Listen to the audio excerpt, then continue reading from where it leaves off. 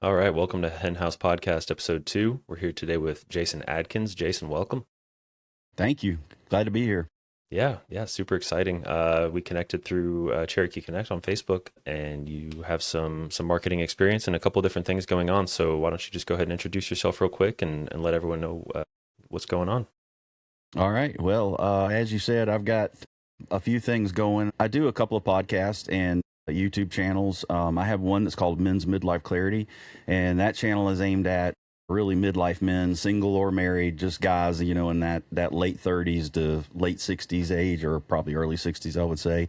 And then I also do a dating podcast with a friend of mine named Amber, and that it's called The Algorithm of Love. And that's something we do, just talking about all of the modern dating things and, the apps and just any and everything really related to dating for middle-aged people. Most of those people are, after divorce or something like that. And then I'm also a mobile DJ on the weekends. So just kind of really gotten into the whole marketing thing lately and learning a lot about it and looking forward to talking about it with you. Cool. Yeah. So first I'll ask, what made you want to create a podcast specifically for midlife? I had wanted to do a podcast for a while, and I think like a lot of people, you have the idea and even start thinking about what you would talk about. And the hardest part of it is just actually getting to the first recording. Once you do that first video, that's the hardest part. And I was going through a lot of different things in my life. I've been divorced about 6 years. I was married for 15 years, and kind of just going through that process of the post divorce, figuring out, who I am now that I'm not the husband, figuring out how to be a single dad, all of that kind of thing. And of course, dating is a part of that, but also, on the channel, we talk about mindset and finance and health and fitness and dating and kind of all that stuff. And so as I started trying to read and learn and do some self work, I realized that there are a lot of men out there that go through a lot of the same stuff that I've been through. And it just kind of motivated me. I really had a desire to share that with other guys and attempt to build a community, because it is tough. And I think that men don't have as much support a lot of times. Women are usually better about being friends and showing up for each other, and men are not. So that's kind of how I got started down that path. Okay. Yeah, so it sounds like the two podcasts that you're doing are kind of stem from the same life experience, which is really cool. And so what's it been like kind of getting back out and exploring dating and what insight can you give to that front?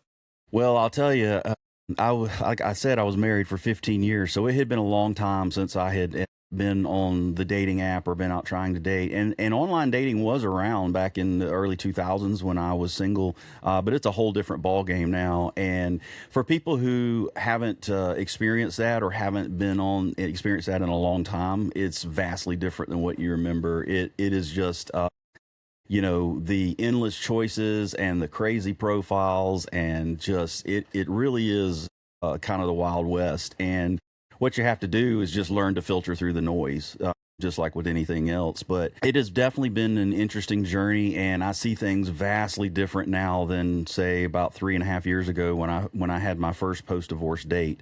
So Hmm. it is a lot of noise and a lot of chaos to navigate if you want to be in the dating world these days.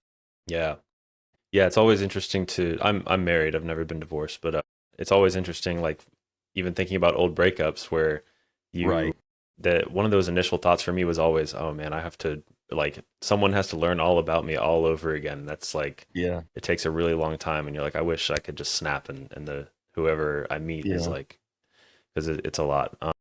It is, and you can't snap your fingers and make that happen. And it's if you've been with somebody for a long time, even just a handful of years, they know you, you know them, and to try when you go out and meet somebody new, like you said, you're starting over completely. And the thing is, once you start dating, you go on a few dates, and you get to keep starting that process over and over again. So Yeah. that makes it Yeah. very fun. Yeah, a lot of times because there's a lot of dates that don't become second dates, right? So That's right. So telling you get people to your do it all favorite over color again. over and over can be very Oh my exhausting, God. but Yeah, it is exhausting yeah. for sure.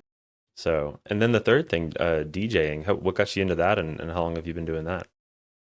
I started doing it in high school.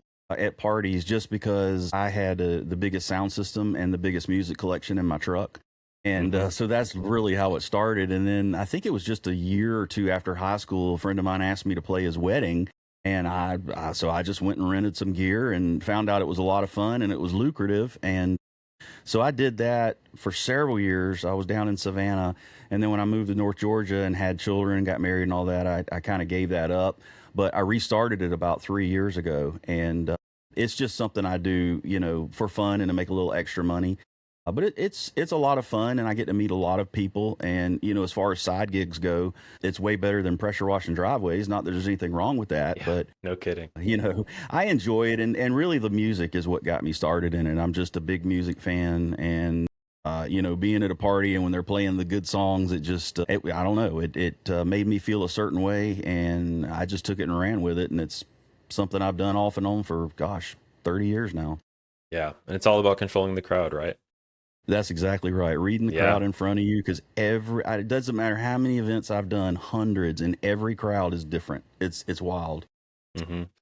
Yeah, I actually bought a starter table at one point and thought that I was going to be a professional DJ like everyone does in the beginning, and I kind of Yeah, started figuring out beat matching and all that, but then right. I'm the kind of person that gets really excited really fast, and then I was like, well, now I need this Pioneer like 4-track thing, and then those were Right. pretty expensive, but They really are. Yeah. I didn't stick with it, but it's a fun little hobby. I hooked up to my speakers at the house a couple times and was trying to hmm be Diplo or something like that, but Yeah, it's a lot of fun. And I mean, there are a lot of people that do that at home, do it in the bedroom or do it for their friends. And then some of them go on to do it professionally or, doing some side gigs, and some don't. But it is a fun thing to do. hmm yeah, definitely. All right, so now let's get into the fun stuff, the marketing. What are Right. you doing to get all these different ventures out to the people? Well, my first foray into digital marketing was in the late 90s, and I built a website.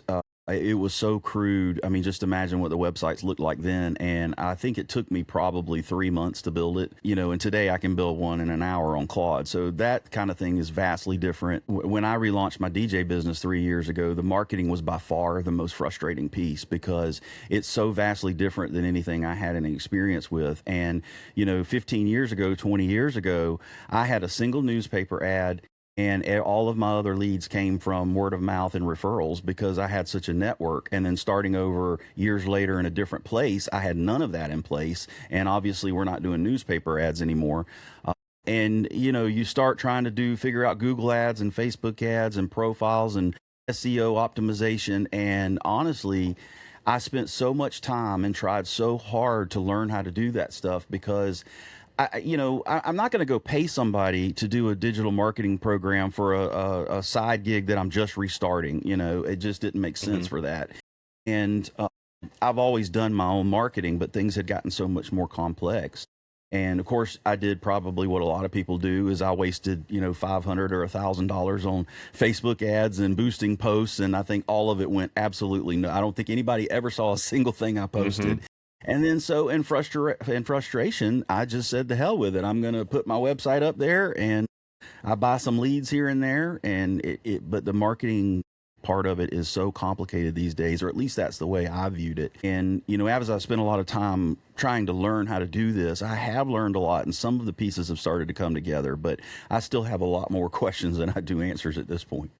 Yeah, meta ads. I laughed at the meta ads part because it's something that I tell all my customers, if we're going to do meta ads, you need to be ready to spend thousands of dollars and get nothing back because a lot of that money up front gets spent on Facebook learning who to even show your stuff to. Correct.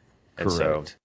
there's all kinds of conversion goals like what's the goal of this campaign? Are we wanting people to just know who we are? Are we wanting leads? Are we wanting Right. sales? And then you wire all that stuff through your website or whatever system you're using, and Facebook Yeah. can use all that data to say like, okay, we see that Bob Johnson, signed up for a DJ. Let's try to find more people like Bob Johnson. And Yeah, so, that's the thing I've been hearing lately too is that everybody was used to doing Facebook ads a certain way where they're always hyper focused on the targeting and always changing things. And apparently now, what is it? What's the Andromeda? Since Andromeda, Now it's basically you put your info in and you have to let the algorithm do the work and find your audience, but you have to spend money for the ad to run while, like you said, while Facebook is identifying your audience.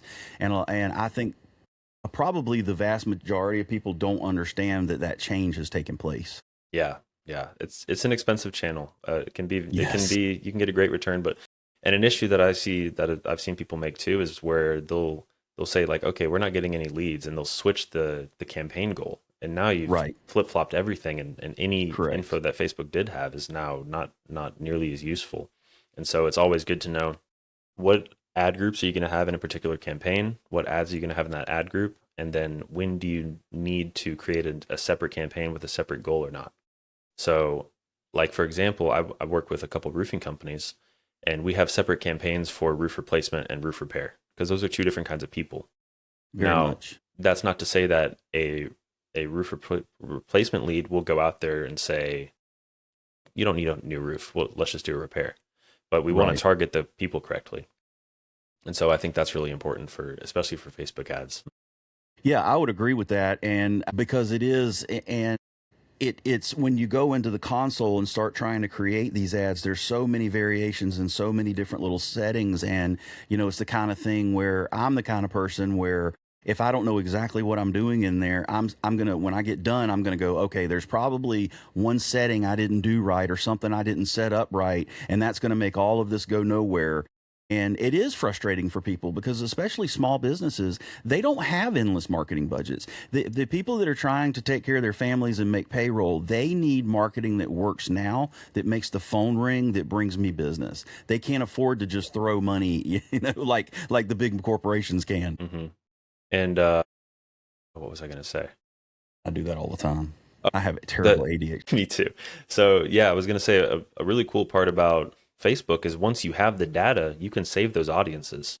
So if you sold a bunch of people a red shirt and down the line you come out with a blue shirt and you think, you know what, I think all those red shirt people are going to like this blue shirt, you can Right. automatically set up a new campaign and say, here's this blue shirt that we're selling now, and target that audience and people that seem like that audience. And so once you have the data, it is a lot cheaper to generate leads if everything's done correctly. So it's really cool.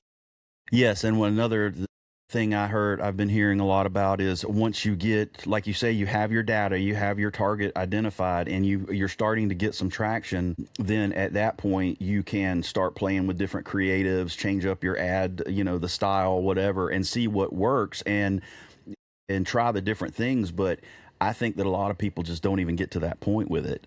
Hmm. They just get frustrated and give up. Yeah, there's so many steps of the funnel. I mean, there you can have one creative work with a particular copy, the writing above the fold, below the fold. Are they looking and seeing Right. more? If they're clicking on the ad, how are they interacting on the landing page? And that's something that a lot of people don't track that I'm really Correct. serious about. And so I use a service called PostHog. I don't know if you're familiar with it, but No, I if have I not. it's very cool. I can tell you about it after this too if you want more information. Okay. But I can literally track every single step of a form. So let's say I'll go back to the roofing example. If somebody clicks on an ad and says, "Yeah, I want a quote for my roof. My roof's kind of old or whatever," they can land on the landing page, and I can literally see, okay, they filled out their name and they didn't fill out their phone number, or they filled out their name and phone number and then they didn't click on to the next step. And I can, once I see that, I can go and click and watch the actual recording of them on the website interacting and Wow. see. It's unbelievable. And so That it's is it's unbelievable. basically infinite data that we can use at scale to figure out where are people getting caught up in the funnel, and is it the ad, is it the landing page? My background is user experience design. I have a degree in that, and so a big thing that we look at is, a really easy example is, you'll see people trying to click on something that they think is a button and it's not a button. Right. And Right. so that means that we haven't designed that element in a way that the user isn't confused about it. And so, Right. or the color of things. So usually red means emergency. I try not to put like emergency looking things that aren't Right. emergencies. So, Correct. Yeah. and we can find data on all that. Like PostHog will literally tell you if somebody's rage clicking. That's an event that it has built in, or when they're leaving, as well as where they came from. So what referrals, so we can track if they came from Google, if they came from Facebook. ChatGPT has ads now, which I've been experimenting with, which is a very interesting channel. I haven't quite figured it out yet because it's kind Yeah. of interesting the way that it works. It's actually pretty cool. I can explain it really quick. Yeah. So the way that meta ads works, we kind of covered already, which is it basically is trying to hone in on the audience that you're looking for based on conversion events that you have set up. Google is typically a lot more pay per click. So you're generally targeting keywords that you want. So like if somebody looks up roofing company near me or roof replacement near me, you've set up a campaign where if somebody searches that within a proximity, you show up, it says sponsored, and if they click, you get charged. Right. Okay. Yeah. ChatGPT is basically, and this will kind of go into quote unquote GEO, which I don't believe in, and we can get into that in a couple minutes here. All right. When you ask ChatGPT a question, it basically rewords the question 10 times and Googles all those things for you and comes back with a summarization. And so if you have a very good presence in your area, one of my roofing companies is crushing it right now with being shown on ChatGPT. That's because there's enough content on the internet about them in a positive sentiment and not enough in a negative that ChatGPT knows that they're good to recommend, because ChatGPT can't buy a roof from somebody and see how the service was. So it's going based off of reviews, the content that they provide on the website, what do they say that they do, and where do they say that they do it. So now going back to the ads part, ChatGPT, if it's not recommending you, your ad doesn't show. So people who are actually recommended by ChatGPT right now have an edge with this in theory, because if Chuck in a Truck Roofing isn't being recommended, Mm-hmm. he can bid at $100 per click, and he's not going to get shown over someone bidding $3 per click who's actually recommended by ChatGPT. Now, the part that I've been trying to figure out has been how do we super hyper target a particular location? So I'm running a campaign for a roofing company in Marietta, and we're getting clicks from Chicago, even though I have it, very narrowed down to Marietta in the context hint, and obviously the company wouldn't get recommended in Chicago anyway. So it's kind of interesting. Right. I don't know if it's a bunch of VPNs that are, because that obviously changes your Mm-hmm. location, Right. or what's going on. But we're testing with just a little bit of money, and I figured it's better to get in early and learn now Right. before everybody hops on. So we'll see It's if we it's not can. going away. It's definitely not going away. And the thing now is people are like, well, it's only on ChatGPT free. I'm like, yeah, well, for how long? What's to say? Because OpenAI has not been a profitable company since launch, and Not even I think they close. still aren't. So who's to say that they're No. not going to make all the money that they can? So Oh next yeah, it'll be on they Plus and lost then Pro, and who knows? 17 billion last year, I think, Say that actual again. You losses. broke out So for a yeah, second. I believe ChatGPT. I may have the number wrong, but they lost several billion dollars net loss last year, But yeah, and yeah, none of them are profitable. But without getting into the going off on the AI bubble tangent, which is we could probably do a whole show on that, but. right. The content that ChatGPT is finding is this. So I've heard things like I heard Gary Vee say that organic content now can be your actual marketing. So this is, for example, you use the roofing. So they're out there putting on a new roof and they do a video. Hey, we're out here today doing this, putting that kind of stuff out. Is that what ChatGPT is finding to use? Like Google would used to look at your website and see how many backlinks you had. So where is ChatGPT pulling this information? Is it from all of the social media and ads? And like, what does it look for specifically? Yeah, those are all factors. I don't think ads are, because ads are shown in a different way because they're so Okay. targeted. Right. But absolutely, social media posts. A lot of, I think like 6 out of the top 10 most shown results on Google search results now are UGC. So it's like Twitter, Right. LinkedIn, Reddit is huge, and Reddit is one of the most Hmm. cited sources by all LLMs Which is because it's crazy. real people talking and it's Right. real people sharing their opinions. For now, For now. Yeah. we are seeing manipulation in that sense, but Reddit's also getting super good at catching those Well, they're spammy going to have posts. to. It's just like YouTube is starting to crack down on the mindless, faceless AI slop. And listen, I Hmm. have no problem with using AI. It's a useful tool. I didn't build the data centers. I didn't go out and pave over the farmland. But the amount of stuff, like platforms don't control the AI slop, then nobody's going to use the platform Mm-hmm. anymore. So they really have to limit this in some way. And I think YouTube is doing a pretty good job of it. And Mm-hmm. I think that's a good thing because, take a creator like you put all this time and effort into trying to make a video and make it the best you can. And then you have somebody that can literally upload 100 videos a night. Yeah. And it's just, they're all trash, but just through sheer numbers, they're going to get more clicks than you do. And I think that it's a good thing that they're starting to limit that. Yeah. And the scary thing about that is that you and I know that they're trash, but a computer doesn't until it Right. does. And so when Right. Google's doing more and more spam updates now for their algorithms for what to show in rankings. But a big Right. issue that was happening on YouTube, and it's going away now because they've cracked down on it, thank goodness, is there were all these channels that basically would just pump out fake reviews about, so we'll use Chuck's Roofing Company again as an example. Right. It would post 150 videos called Chuck's Roofing Company review in the title, which is then a keyword that you're trying to rank for. And then basically a robot saying, I hired Chuck's Roofing and it was so great. It was really amazing. And they replaced my Hmm. roof and whatever positive things they're going to say. Google has Right. access to all those transcripts, and those are definitely used as ranking factors, and they're also cited in ChatGPT. And so, if somebody looks up, "Is Chuck's Roofing Company good?" It says, "Well, this YouTube channel with 200 videos talking about all these reviews that they have says they're great, so they must be great." Yeah, yeah, it makes sense, and I think that is one of the things also that is driving because I hear a lot of talk now about, and this is whether it's advertising, whether it's your personal blog, your YouTube channel, whatever, but people are craving authenticity right now, and Yep. that is, in other words, the fit and finish of your video and how good your lighting and your camera and your sound is. I mean, you should make it the best you can, obviously. But if you have something important to say that resonates with people, they're still going to listen to what you say and watch your video, even if your lighting's not great or your sound's not great.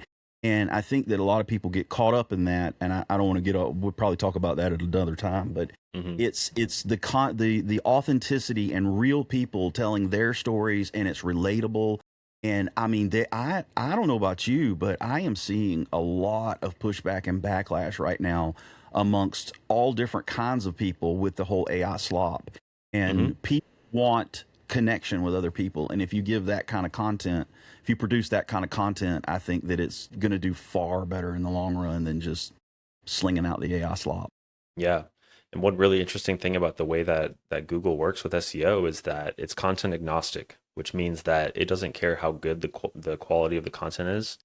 It cares about the relevancy and if other Hmm. people are saying that it's good. And the way that people say that it's good is if their website links to it and Right. actually passes traffic to your website. So I could make the most AI slot page ever and it could be ranked 1 on Google. Right.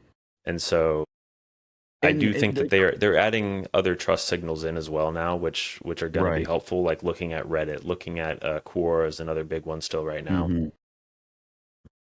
And then, yeah, kind of back into what you said, a lot of social media posts are starting to get cited and used as a ranking factor, especially for large language models. And I want to ask you this before I forget. So mhm, the statistic I've seen is between 68 and 70%. So Google website clicks are now there are 68% fewer clicks for every Google search. So if I go in mhm, and search for pizza near me, I'm not clicking on a website. Or that might be a bad example, but whatever. I'm looking at the AI summary, but there are 68% fewer clicks on anybody's website. And so it does, how important is the Google ranking now if more people are getting found through the AI search and not mhm. necessarily through the Google ranking? How is that change? Like, what do we do with that now? So how much of it still is Google ranking, and where do you think that it will be? At some point in the future, Yeah, will it be irrelevant? I'm really glad you brought that up. This is one of my favorite things to talk about right now. Okay, And good. so when I look at keywords as an SEO, I'm looking at the search intent. And so there's 4 kinds of intent, but I'm going to use stage of funnel as intent for this example. So we Right. have top of funnel content, middle of funnel content, and bottom of funnel content example. Okay. So somebody looking up what is New York style pizza is not necessarily looking for a place to go eat pizza right now. And so, but that could be on Capozzi's pizza website. just to get people in and say, oh wow, I was curious what New York style pizza was, and Composie's answered my question. Cool. Okay. Okay. Then you get into what's called commercial intent, which is middle of funnel, which is more so starting to compare options. So something like New York style pizza near me. And then you have these places that they have content on their website and they say, yes, we make New York style pizza. We're in Marietta. We're in Woodstock. We're in wherever. And then you have bottom of funnel, which is like, I'm ready to buy right now. Let's say a SaaS company. So somebody might be looking for an AI mortgage calculator tool. So someone might be looking up what is a mortgage, and then someone might be looking up what are some ways to calculate a mortgage, starting to look in compare tools, and then bottom of funnel would be like AI mortgage calculator tool for fixed income. Okay. If you have an AI mortgage calculator SaaS company and you make a landing page for that probably nobody has, that's bottom of funnel, and that's like, this is what I am, and I have my money in my hand right now, and I'm looking for someone to take it. So if you have a good landing page for that with a good call to action, that's what I consider bottom of funnel. And so that's like, those are the money pages. And so what I'll say about there's definitely less clicks. I'm seeing that across the board.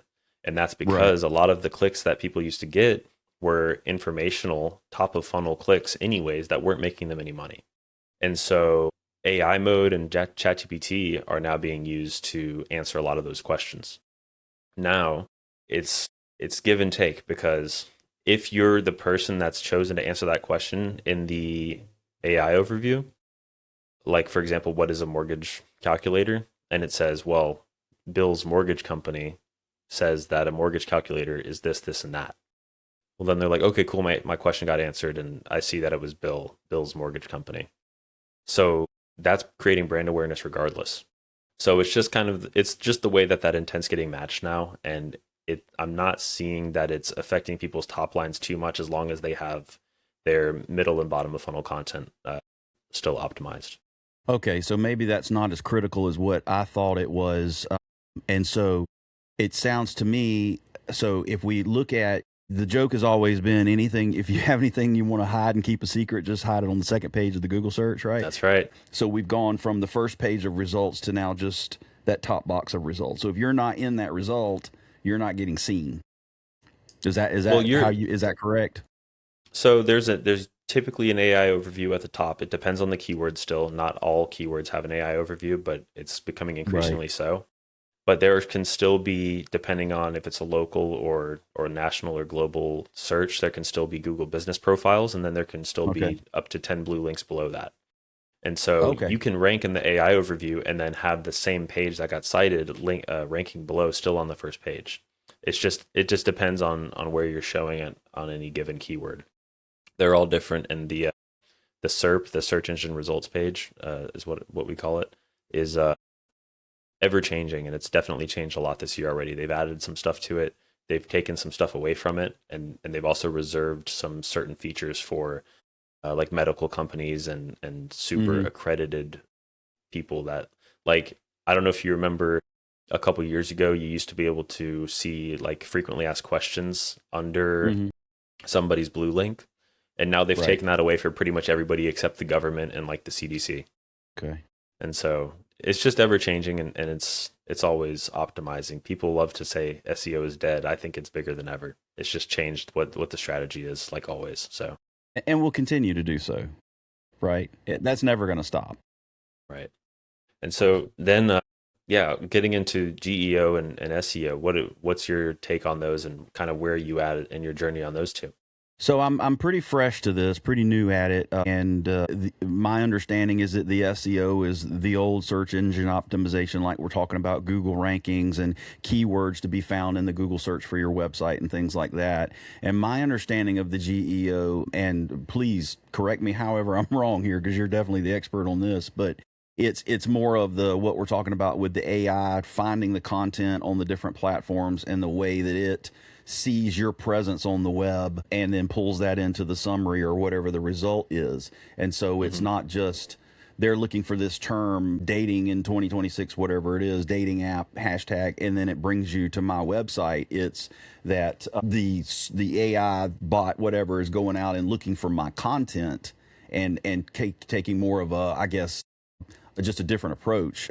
That's my understanding of it. I don't know how far off I am, but that's where I'm at with it. Yeah, you're not that far off. There's kind of a myth that I'd like to bust, that there's actually been some of the really big SEO podcasts. There's been some huge debates recently because there's Mm-hmm. some guys who have started their entire agency on this concept of GEO. Right. And one of the biggest guys in the space, and one of my heroes, really, I mean, he's an absolute genius. His name's David Quaid, fantastic SEO, has just been going on these podcasts and debating and just obliterating these guys. And it's Mm-hmm. been very fun to watch, super entertaining.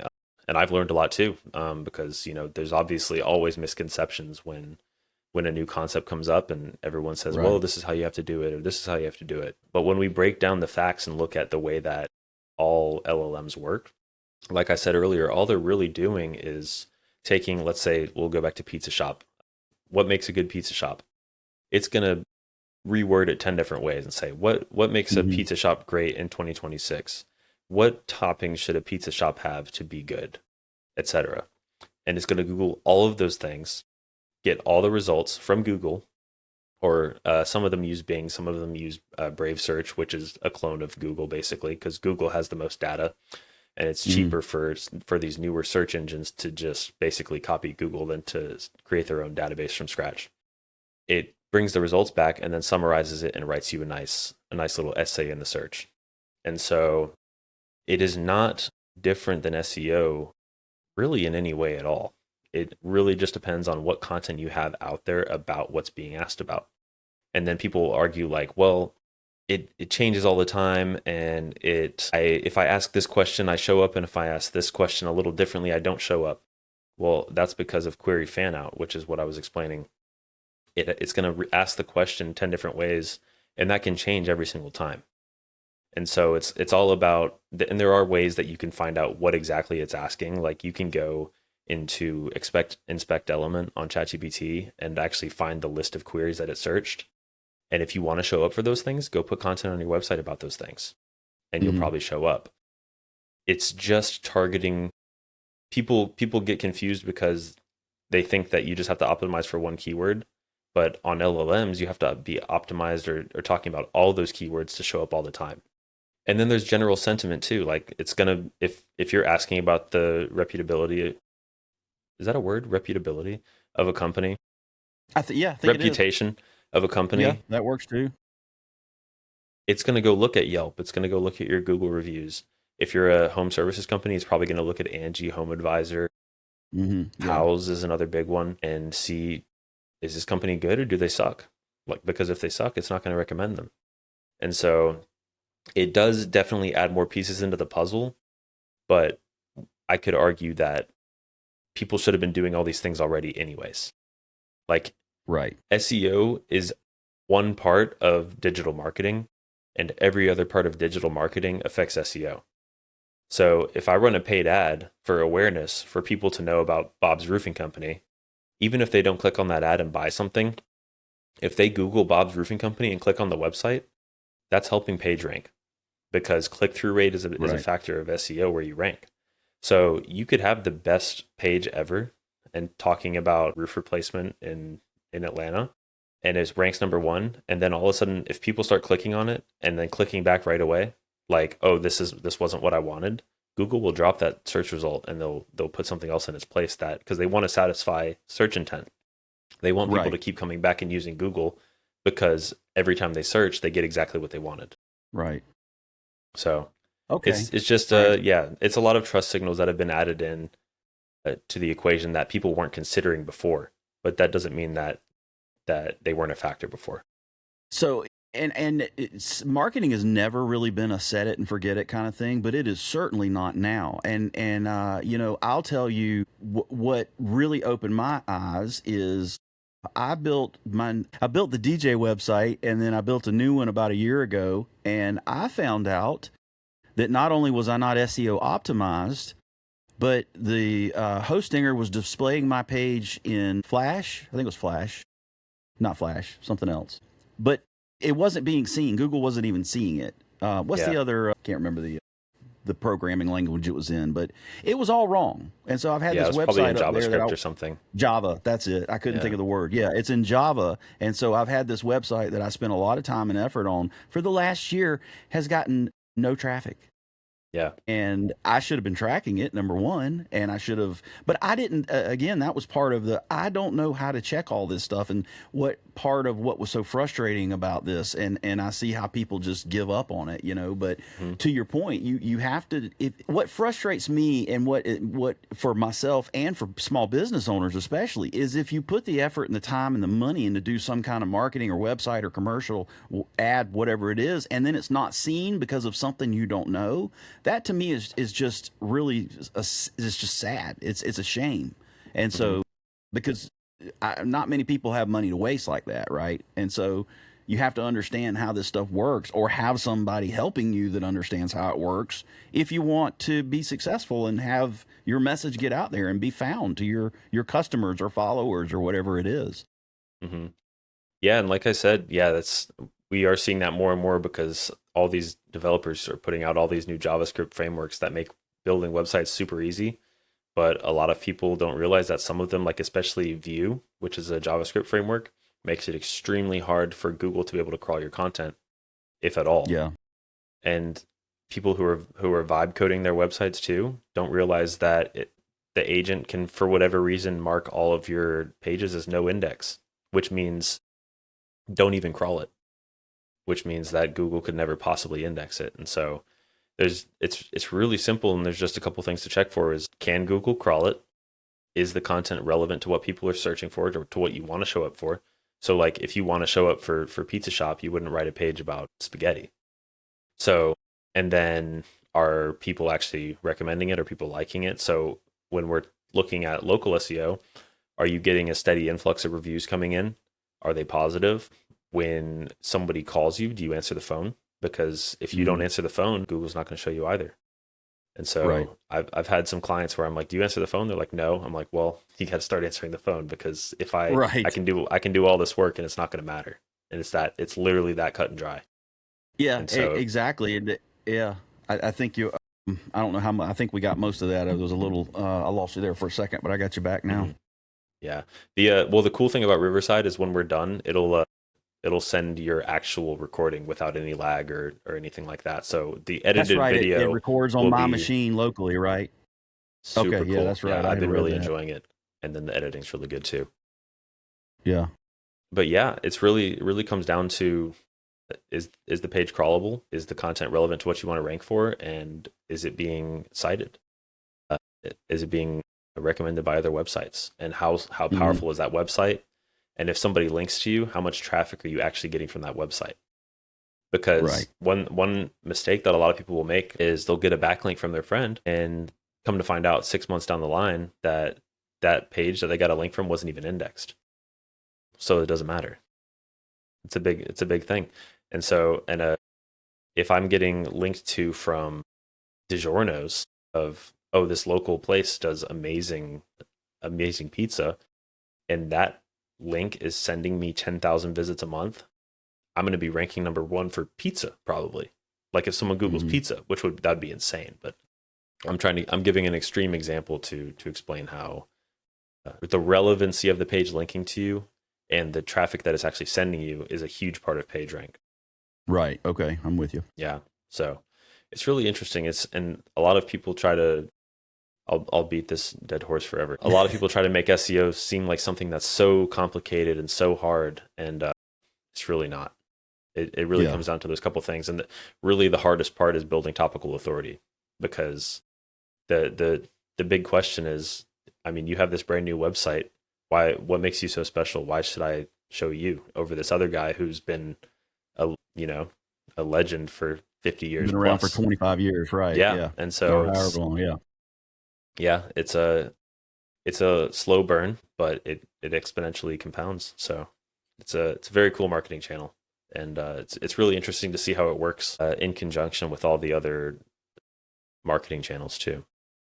So I know that you said that you're doing some social media stuff as well. What's been your experience with that? The social media, I have, I'm certainly not a master of it, and I've been figuring this out as I go. And obviously, my first thought was to do a podcast, and then these days there's really no reason to not do a video while you're doing a podcast if you're able to do that. And so the YouTube channel is the natural thing, and so we started the dating podcast, and I did the men's midlife clarity on YouTube, and then I do upload those to Captivate, so they go out audio only on iTunes, Spotify, everything. But I have lately been trying to wrap my head around the different platforms and how the different platforms should be used differently, how you should leverage your different channels, main pages, secondary pages. So I have probably a lot to learn in that area. I didn't realize till recently that scrolling Facebook, and it just hit me, Facebook's a lot different than it was 2 years ago. You don't see where it used to be just all your friends' feeds.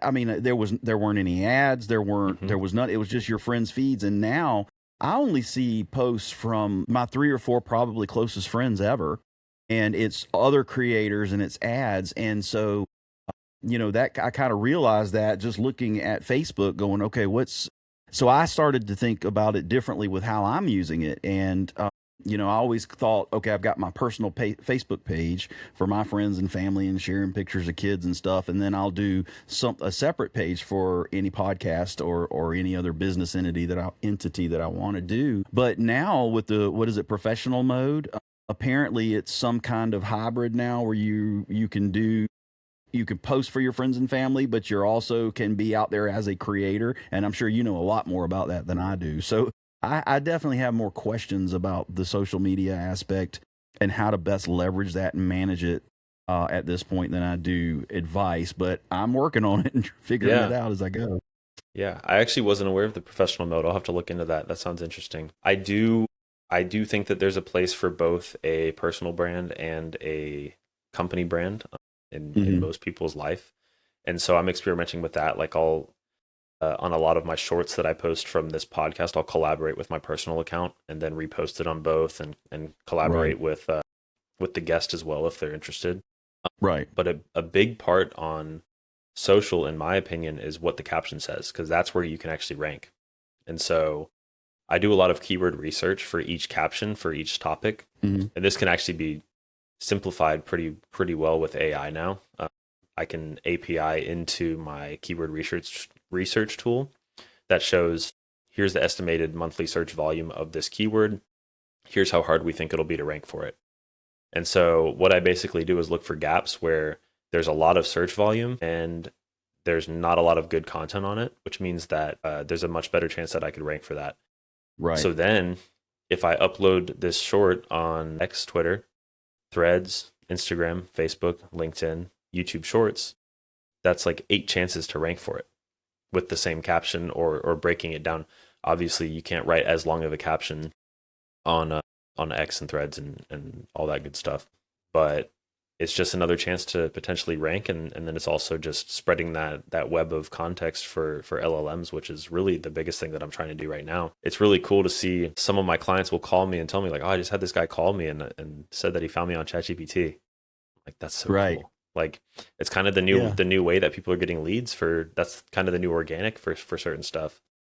But yeah, so I think optimizing your captions, whatever, and sometimes it feels unnatural, but like some of the podcasters that I know, when they post their clips, they literally copy the transcript of what's said in the clip, and then that's the caption.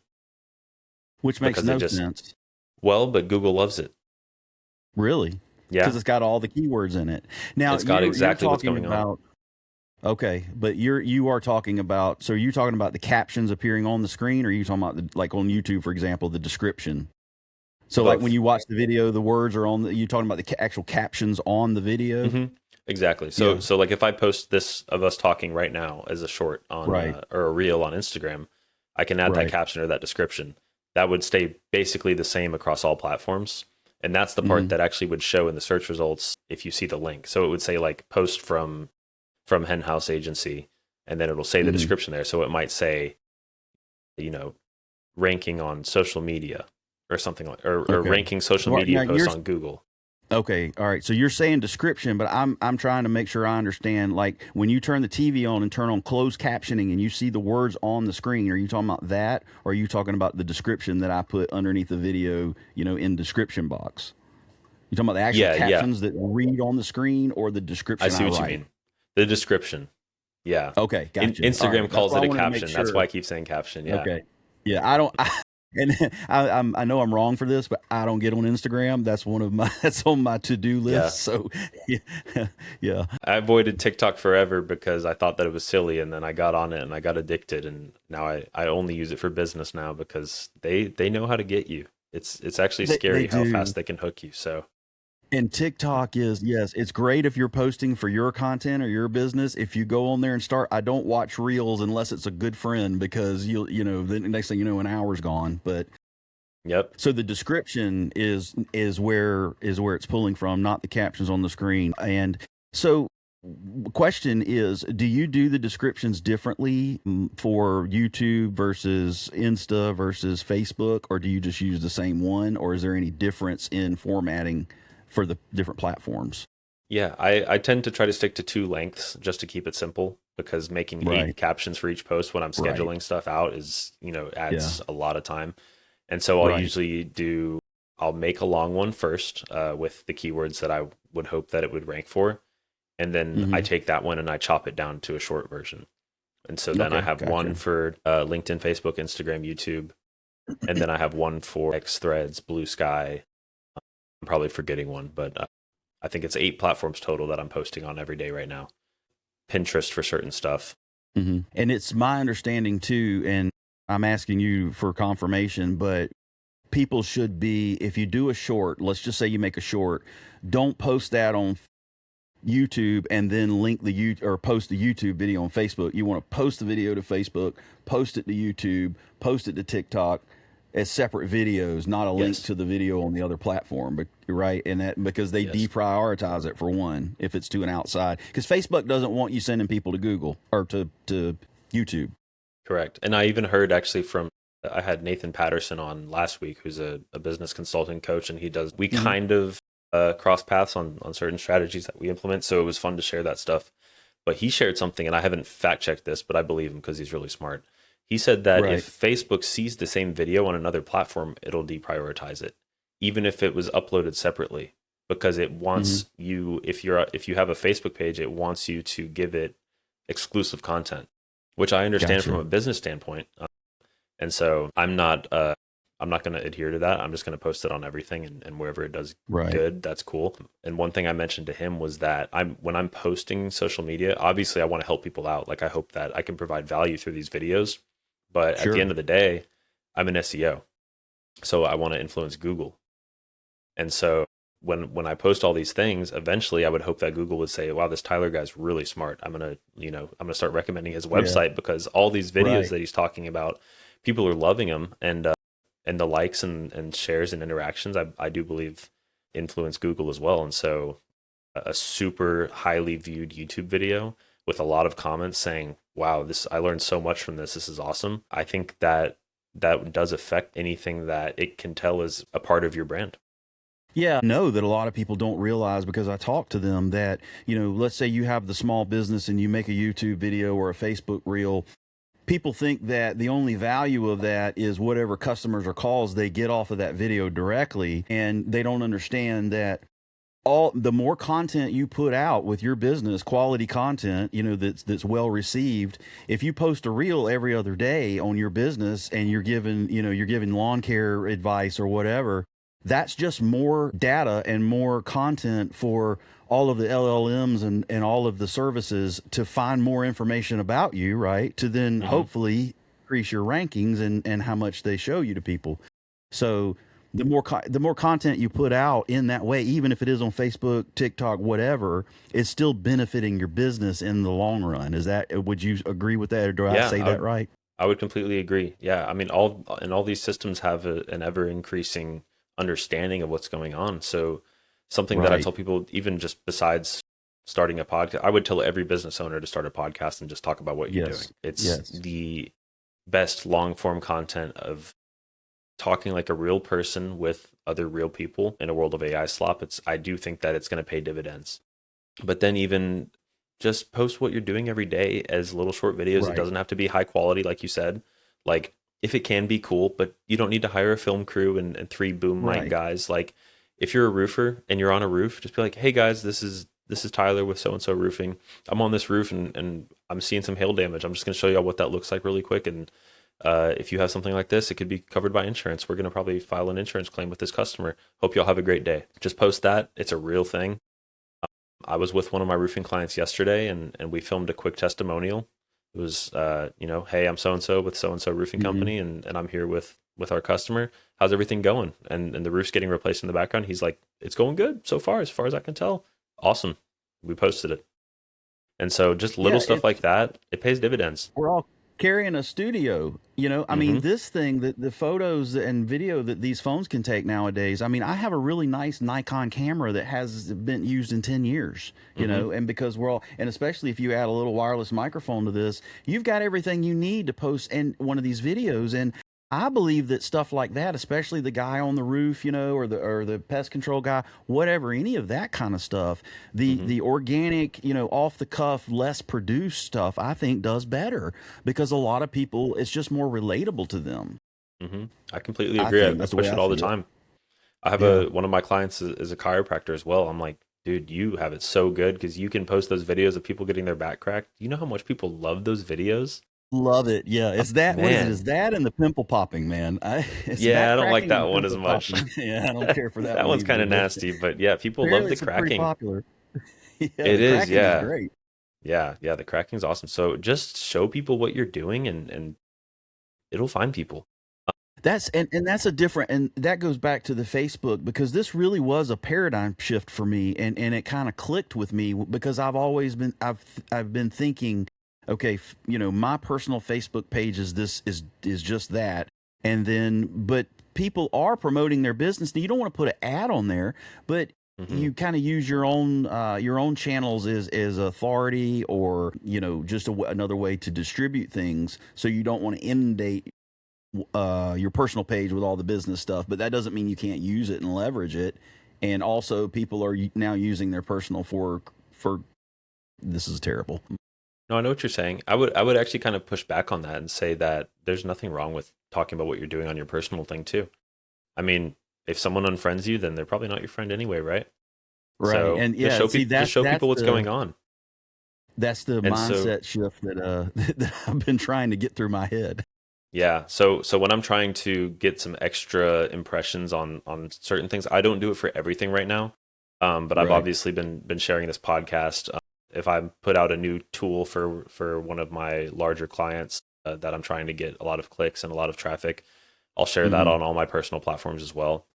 But I do think it's good to have a obviously my SEO agency is called Hennhouse, and my name is Tyler Henn. So when Google sees those two things, it can put two and two together as well and say, okay, this is what Tyler Henn's doing over here, and then this is his agency, and he's doing stuff everywhere. This guy's just he's unstoppable, and so Yeah, exactly. it's just cool. It's a cool concept, but then also like I do think that more people care about what you've got going on, and it's kind of about if it's interesting or not too, right? Like if you go on there and you're like, oh hey guys, I'm gonna DJ something tonight, like people are Yeah. gonna be like, okay, thanks for telling us. Yeah. Yeah.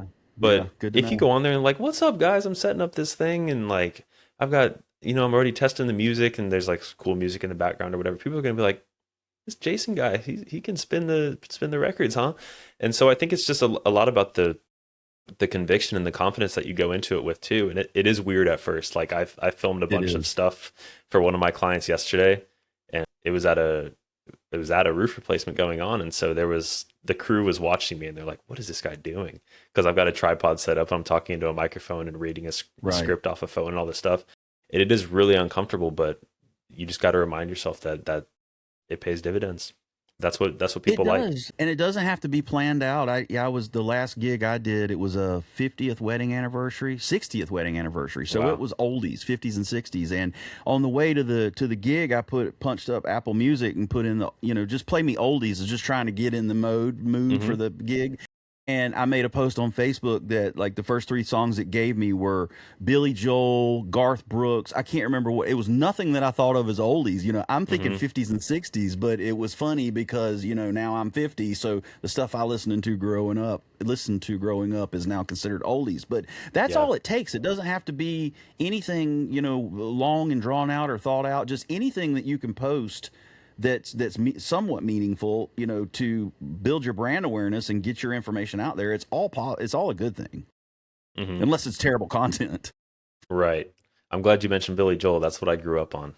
My dad is Yeah. the biggest Billy Joel fan ever, and we actually went to New York City to go see his last residency show at the Garden. Wow. It was That's unbelievable. incredible. Yeah, it Yeah. was super fun. So I always I've love like never seen them. I'm 27 and people my age don't know who Billy Joel is, and that makes me really You're sad. right.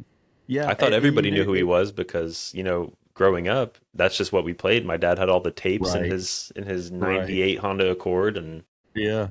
Yeah, and a lot of so people don't know, and I've got a good friend that is here in Atlanta, and he's one of the founding members of the Andrews Brothers Dueling Pianos. Which, if you've ever been to the Dueling Pianos at any of the big shows around here, that's you've seen him. But he does mhm. a Billy Joel tribute concert. I mean, with a full band. I've seen it six times, I think, and he does it all over the country, but a lot of around Atlanta. But it's fantastic. Okay. But yeah. Anyway, Very getting cool. off subject again, but. It's all good. What else did you have? Because we're at an hour. You had there was Yeah, something I yeah, we wanted can. to because I'm you're probably like me. I could talk till dark. Right. I can go forever, but yeah, Yeah. we can probably I would say probably 10, 15 more minutes we can start wrapping up. Yeah, I I do wanted have to a touch question I can on. ask you. Yeah, and I wanted to. You had a couple in here that Hmm. I wanted to get something out there about. What does though we covered that? It was something about getting started or what made you decide to start. Well, we talked about that, but Hmm. something about people who have a desire to do a podcast or YouTube or anything like that. I just want to Hmm. say something about just at some point you have to push record and you have to make a few terrible videos to be able to get to the good ones. So just Hmm. don't wait until everything's perfect. Well, that's basically what you know. You have an idea. So that's the only other thing I really wanted to hit on is If someone's starting a podcast today with zero audience, what is the first thing that you would tell them to do? honestly the most important thing to do is just to start. Even if you delete the first few videos you do, if you haven't done videos before, go sit in your car and make a few videos and then see what you look like. You just have to start. Don't try to know everything. Don't try to have all of the latest and greatest equipment. Like I said, all you need is a good cell phone, and especially if you get even a, you know, a $30-$40 wireless mic to go with it, that's all you need to get started. And Hmm. so just start. And whatever you think you're going to do and however you think it's going to turn into three different things between now and whatever it ends up being. So just start.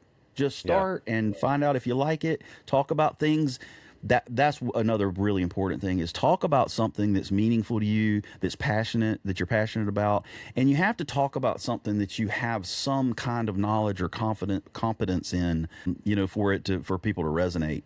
But Hmm. that's my biggest advice is just start it and you will figure it out as you go. Yeah.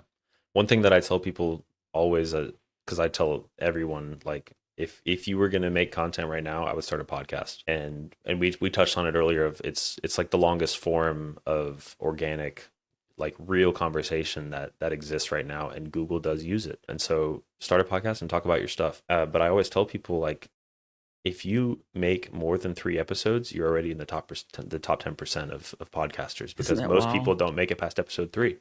And so it's like do one a week and just get it up and just get it out there Yeah. Right. and you'll find your people eventually, but in the meantime Google's already going to know all this stuff about you. So if I Right. have 100 podcasts with 20 views each, Google knows so much stuff about me that even though people Yeah. don't know, that can all Right. help rank my website. Yeah, it's So it's really important cool. that because it may a lot of times you know most of the time people are going to start a YouTube channel and you're going to get 3 views and then you might get 7 views and you're going to be frustrated and upset and it takes time, so you have to be patient. But the other thing is the purpose and the value of what you're doing is not just how many views you get and if you can eventually get monetized and make AdSense. It's still putting your brand out there, putting your product out there. If you're talking about something you're passionate about, you're helping people, and all of that. It's not for nothing, even if you don't get 1 million views or you don't go viral. It still counts for something. And the other thing to think about too is, let's say that 6 months from now, say you do start going viral or you get a lot of followers, those older videos, people will go back and watch those because they want to see where you came from, or they really like a video you did. They look through the rest of them. So there's multiple reasons to do it and to get it out there. And you said the best thing to do is a podcast. And something I really want to do, and I'm probably going to do it, is I think that there are a lot of professionals out there, whether it's an accountant, a doctor, a lawyer, an engineer, a social worker, whatever it is, that want to do a podcast, that have a lot of things to say, but they're not techie. They have no idea where to start. They don't want to hassle with it. But the idea that, let's say you have an accounting firm and we can roll in there, set everything up in your office, you do record, say what you want to say, and then we take everything away, cut the video up. I think a lot more people would do that. And I think that a lot of business owners would probably benefit a great deal from doing a podcast, especially local businesses, because people, and here's the thing, everybody's worried about giving away something for free. If you give something away for free and it's good, people are going to come back to you for the other stuff. So, don't worry about giving your secrets away. Right. But I think you're right. The podcast is a great way to do it. And yeah, hey, if you've never thought you could do it, you probably can. It's not that hard. And especially a podcast is such a low cost of a barrier of entry. I mean, we could have done this on our cell phones holding it. Like, you don't even need a tripod. Yes. That's how cool this. And I think Riverside is $40 a month or something. So you can start a podcast for $40, if you have a phone. And the cool thing about podcasts too is you obviously get your long form content, and Riverside, it gives you short form content at the snap of a finger. And then I could literally probably pull, if I wanted to, 20 short clips out of this to post. And so we're reaching a point where there's no excuse not to at least give it a shot. And so you just have to put in a little bit of time you have to have a basic amount of knowledge, right? You have to know what a video file is. I mean, there's certain things, but it doesn't have to be super technical. If you can use a phone and hold it steady and make sure the sun's not behind you where you're facing, basic stuff like that. But a cell phone and especially if you add a microphone, that's all you need these days. And just go out and start. Go make a bunch of crappy videos and a bunch of crappy podcasts. And if you keep at it, eventually you'll make good ones. Yeah, definitely. What else are you doing right now to get your two podcasts out there? Because those are kind of you're in a different position than me, where I'm using a podcast to try to promote my main thing, but your podcasts in from your standpoint are kind of the main thing as far as those two ventures go. Yeah. So how are you getting them out there to people? The first thing I shifted lately was I was doing only long form, and because that was just what I started out doing. And you could probably speak to this. I know that a year ago, 2 years ago, all of the advice that I could find said don't mix long and short on YouTube. Don't do the both. Well, now they're saying that yes, you should mix both, because the shorts can be a way to pull people into your long form content. So we weren't getting a lot of views on the long vids, and so I started doing shorts, and they'd get 100, then 200, then one went over 1,000, then 1,500. So I figured out really fast that, okay, the shorts get a lot more views faster. So that kind of made me think, okay, I want to make the shorts, which you should make them as good as you can anyway, but I wanted to use the best part of the long video as the short, and then I would use the long video as the associated one. So trying to pull people in, if you're interested in the short, you can watch the long. So incorporating shorts was the first thing. I created a Facebook page for both of the channels, and I haven't done a whole lot with it. Well, I take that back. One of them I've been doing a good bit with, but I'm also not trying to just blow something up overnight, For example, when I decided, okay, I'm going to do a Facebook page for the dating podcast, I went ahead and created it and started posting things like a meme or a quote or something, even a few weeks before I was going to post a video. because I'm thinking, okay, the longer the Facebook page has been there, the more of a post history it has, that kind of stuff. So, trying to think ahead and start some of those things that I'm going to fill up later. But like I was saying earlier, figuring out the Facebook part of it, and because I was just going YouTube for the first while, and then I started posting on TikTok, and I would see some of those would take off faster. And then I realized, got to thinking about how Facebook has changed, and a lot of creators I beat this to death, but creators are posting as creators.